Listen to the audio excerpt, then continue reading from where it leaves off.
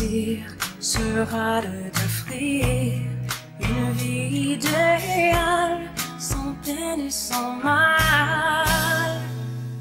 Et j'ai découvert qui je suis. Tout a changé le jour où je t'ai donné la vie. Et si jamais le monde t'est trop cruel, je serai là, toujours pour toi. Coucou, alors on se retrouve depuis un très long moment où je n'avais pas filmé. Je crois que j'ai arrêté de filmer en novembre, donc c'est pour vous dire. C'était un peu long. Ça m'a manqué énormément de filmer les vidéos, de monter les vidéos. Mais bon, là je vais essayer de repartir. Pas forcément, genre vraiment régulièrement, parce que j'ai encore mon organisation à trouver à la maison aussi. Mais j'arrive petit à petit à trouver des petits moments aussi pour moi, à réussir à, vous savez, que la petite fasse sa sieste, du coup que la petite fasse sa sieste et que je puisse trouver des petits moments pour moi, que ce soit pour le ménage, cuisiner, enfin des choses comme ça. Donc voilà, donc là elle fait dodo, jusqu'à quand je sais pas, parce qu'elle était en bas avec moi, donc là je l'ai montée dans son lit, donc je ne sais pas jusqu'à quelle heure elle va se réveiller. Mais bon, on va faire le nombre de vidéos qu'on va pouvoir faire. Du coup là je vais commencer par la vidéo du 9e mois, parce que je pense que ça va être la plus courte, parce qu'il n'y a pas grand chose à raconter au final.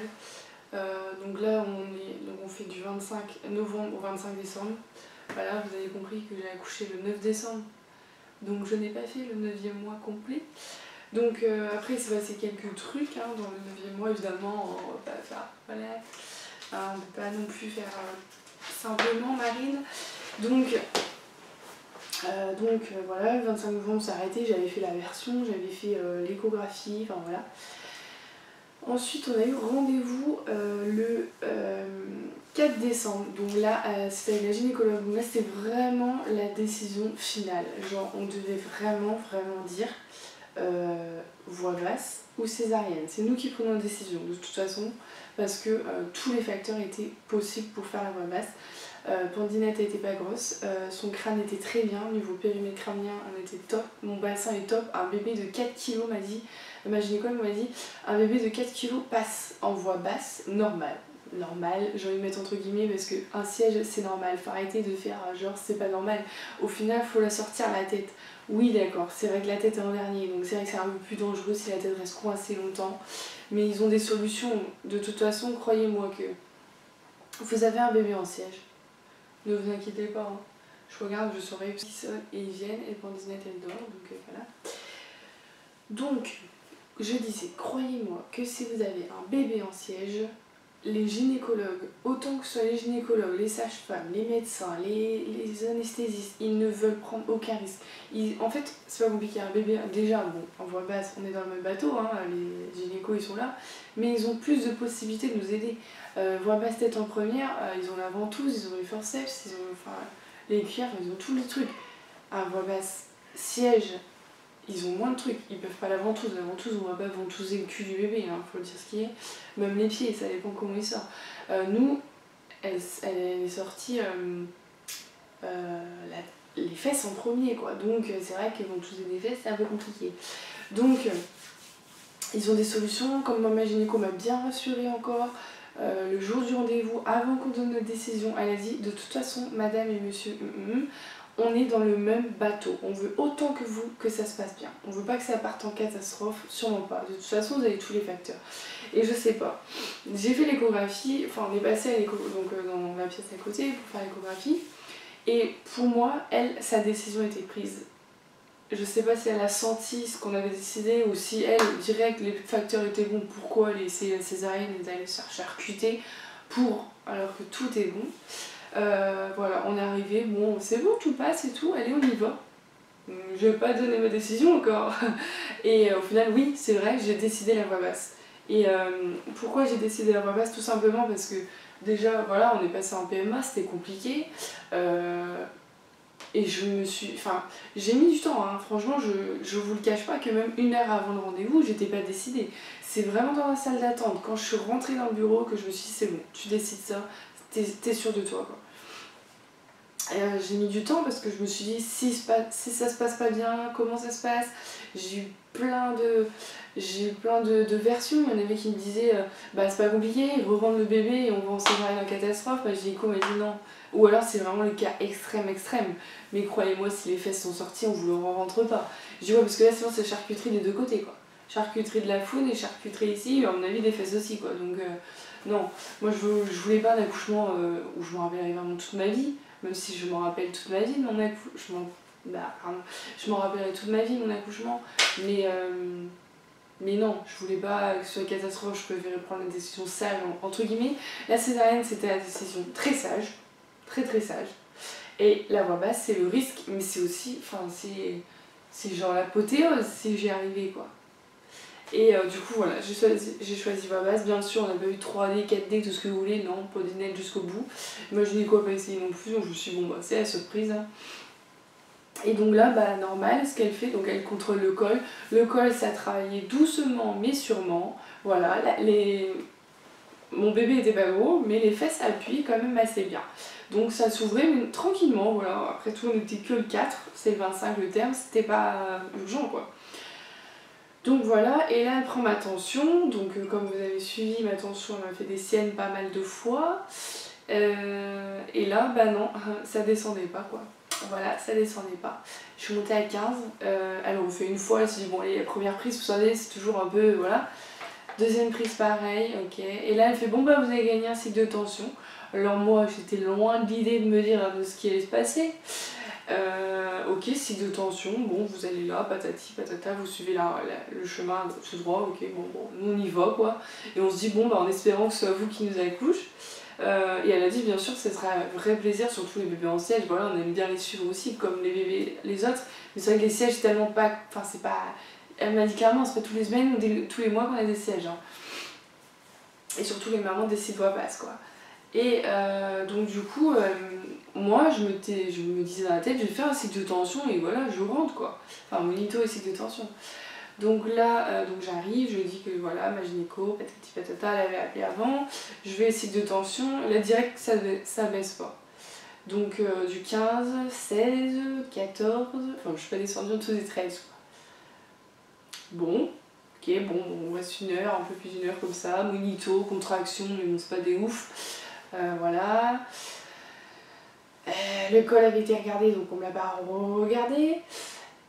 Et là, j'ai eu donc au début j'ai eu une sage-femme étudiante. Comme je l'avais précisé, je voulais pas d'étudiants.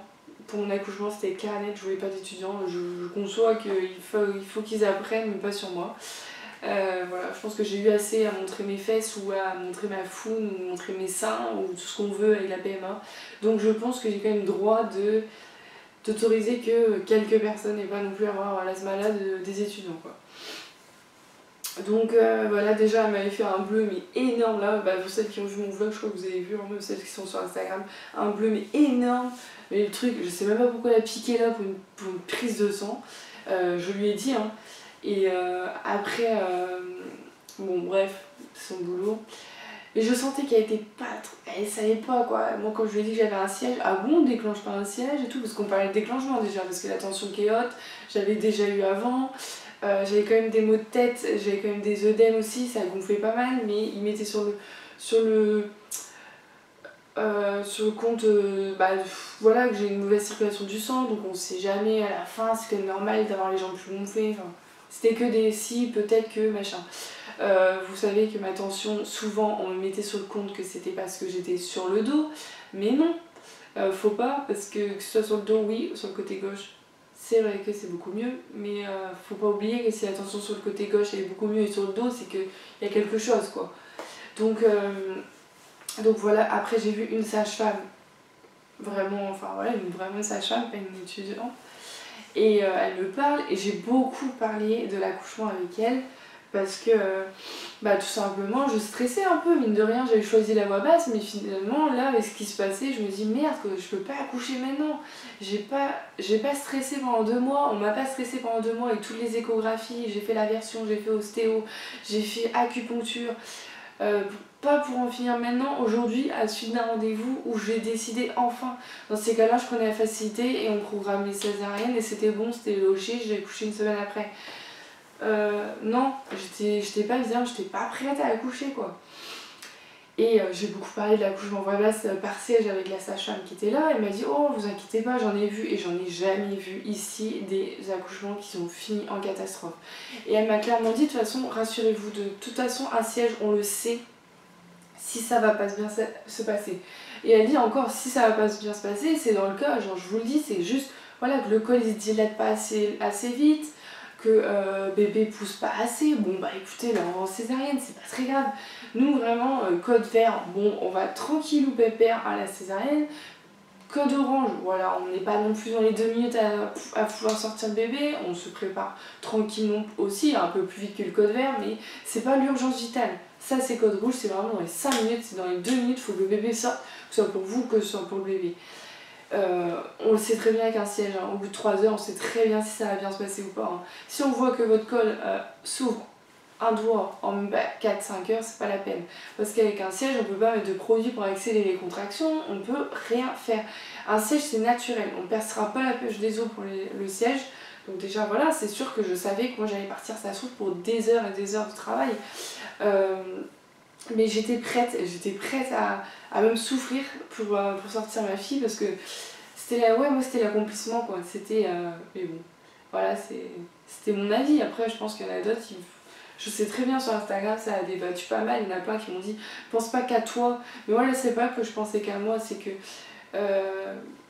je croyais en moi surtout. C'était surtout croire en moi, je pense qu'il fallait. Si je croyais pas en moi, ma gynéco m'a dit c'est pas la peine d'essayer la voix basse parce qu'on a besoin de vous de toute façon pour la voix basse. Donc voilà, ensuite la sage-femme m'a dit bon on va attendre 10-15 minutes. Donc là j'avais fait, vous savez j'avais fait pipi hein, sur une bandelette et là j'avais traces de protéines. Vous savez les protéines, ce qu'on recherche tous les mois, donc ce qu'on n'aimerait pas avoir. Hein. Et moi j'étais nickel tous les autres mois, j'avais fait ma prise de sang le vendredi. Donc j'étais bien. J'étais bien. Enfin, non pas le vendredi, je dis conneries. On était le 4, enfin j'avais fait moi je faisais tous les 9. Ouais, tous les 9, donc j'avais fait, enfin j'étais nickel quoi. Donc j'étais trace de protéines, donc trace c'est pas très grave, pour eux c'est pas, ça va quoi. Donc bon bah moi ça va quoi. Moi je les suis de toute façon, même si je connais un peu, je les suis quoi, je leur fais confiance. Et donc on laisse et tout, on attendait donc les résultats de la prise de sang parce que pour savoir s'il y avait peut-être une infection qui faisait que ma tension montait. Elle me dit on va attendre un peu, de toute façon voilà on va voir avec le docteur machin, enfin mon gynéco. Et là elle revient même pas 5 minutes après, Mickaël était parti faire les papiers, en plus alors, lui il était vénère parce qu'on le ramenait de service en service et il dit en attendant j'ai ma femme qui est là-haut, je sais pas du tout ce qui se passe en ce moment, je suis un peu stressée, vous comprenez ou pas? Parce que là on avait rendez-vous, nous envoie un médecin d'hospitalisation voilà, 2 jours quoi, vite fait, 2-3 heures en monito. Et non, enfin du coup bon il stressait et là il est arrivé, bah, j'étais en pleurs quoi. Parce que la sage-femme est venue me dire bon bah écoutez on a vu avec votre gynéco, elle préfère vous garder. Ah, ok. Donc autant vous dire que là vous vous dites dans votre tête, vous avez un bébé en siège, vous avez décidé de faire voix basse, mais là vous avez votre cycle de tension qui fait des siennes, vous avez quelques contractions mais pas énormes, pas de là à dire que vous allez coucher ce soir ou même dans les 2 jours. Et en plus de ça vous avez des maux de tête et des œdèmes. Ça veut dire quoi ça? Bah la prééclampsie, voilà. Vous n'êtes pas débile, vous le savez, enfin... Je parle pour moi, hein, parce que je dis pas que les gens sont débiles parce qu'ils savent pas ça. C'est juste que voilà, moi étant en PMA, bah, j'ai eu le temps de beaucoup de me renseigner. Peut-être que si j'avais réussi à avoir un bébé au bout d'un mois, je me serais peut-être pas autant renseignée sur plein de choses. Peut-être pas si bon que ça non plus. Hein. Mais voilà, je savais ce que ça voulait dire. Donc, j'ai entendu juste un petit peu chouiner. Ah ouais, elle doit commencer à se réveiller. Et donc du coup, voilà, j'étais stressée. Je savais que Mickaël allait pas rester avec moi parce qu'on me disait pas j'accouche. Mais on me disait quand même préparez-vous à l'éventualité. Et surtout qu'à un moment donné, la sage-femme étudiante elle revient, elle me dit c'est pas grave sinon on vous déclenche. Mais on déclenche pas un siège. Ah mais attendez, je veux bien que c'est une sage-femme étudiante, mais on sait ça. Enfin c'est la base. Là du coup, allez hop, faux espoir, mais évidemment Marie, tu peux même pas accoucher, on peut pas te déclencher rien, donc ça sert à rien. Donc voilà, j'étais un peu frustrée, j'étais triste, j'étais anxieuse, enfin bref voilà. J'étais en chambre, bon Mickaël est resté un peu avec moi, il allait chercher mes affaires.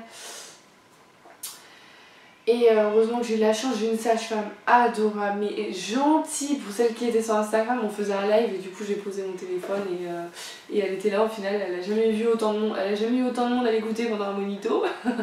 Et je parlais avec elle et c'est vrai qu'elle m'a détendue et elle m'a aussi dit, elle m'a dit je préfère vous préparer à l'idée que vous pouvez avoir une césarienne.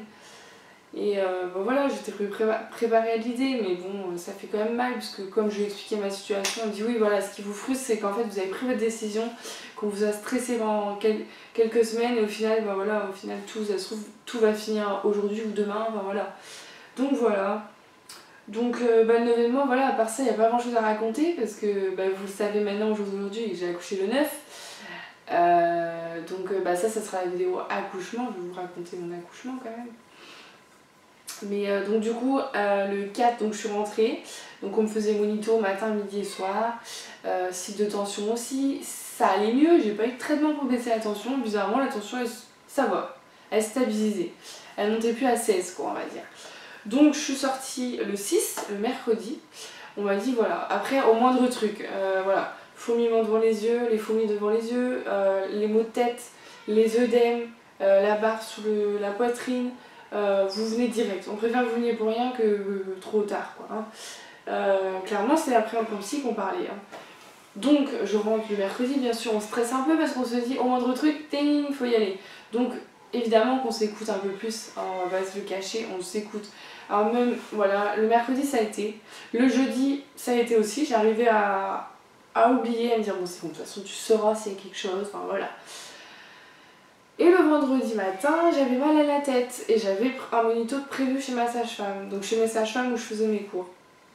Donc je dis à ma sage-femme et tout, donc ça on était le 8, et je dis à ma sage-femme, et elle me dit bah écoutez vous avez pris un Doliprane, je dis oui, elle me dit écoutez prenez un Doliprane à 14h, faites votre sieste, si à 18h ça passe pas, c'est que bon, je préfère que vous alliez à la maternité ou vous les appelez. Donc bah c'est pas passé. Les maux de tête, j'ai eu des fourmis devant les yeux en plus dans la journée, donc voilà. Et donc j'appelle la maternité, ils me disent bah écoutez moi je préfère vous venir. Donc on y va, j'appelle Mickaël, je lui dis bon bah écoute quand tu rentres du travail on y va. Donc j'ai fini ma valise. Donc là je vais inclure dans ça parce que ça concerne aussi le début. Je sais pas pourquoi mais je savais que ça allait arriver. Je savais que je partais sans ma fille mais que je rentrais, enfin que je partais enceinte mais que je rentrais avec ma fille. Pourquoi je sais pas. Donc vous allez vous dire elle est complètement starbée Marine, mais je me suis dit finir ma valise, c'était comme si je finissais ma valise en pleine nuit, sauf que là il était 19h30 et c'était la perte des os. C'était entre guillemets ma perte des os à moi. Dans ma tête je me dis bon tu perds les os, tu vas, c'est bon, t'es dans ton travail.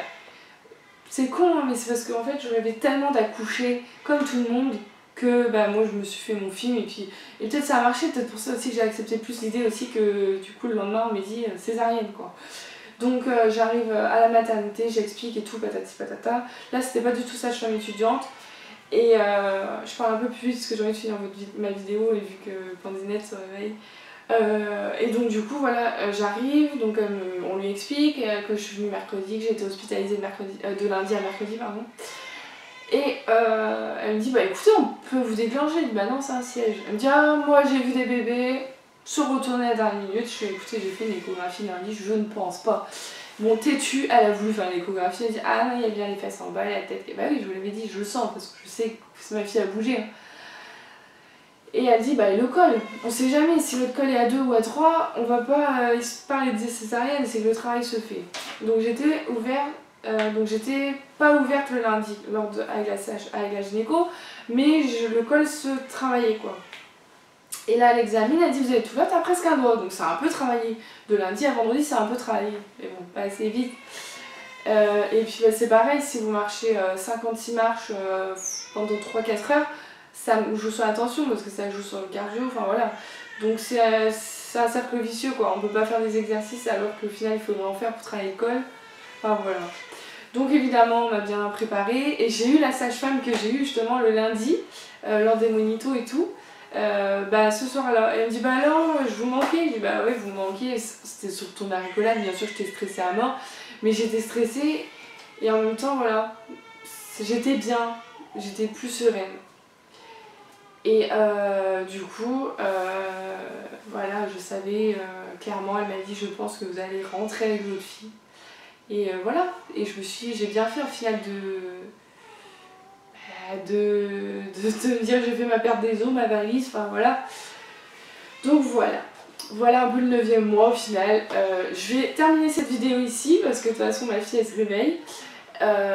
Et je vous parlerai du coup du 9, du 8 au soir et tout dans la vidéo de mon accouchement parce que j'ai quand même accouché. C'est parce que j'ai une césarienne, de toute façon, que j'ai pas accouché.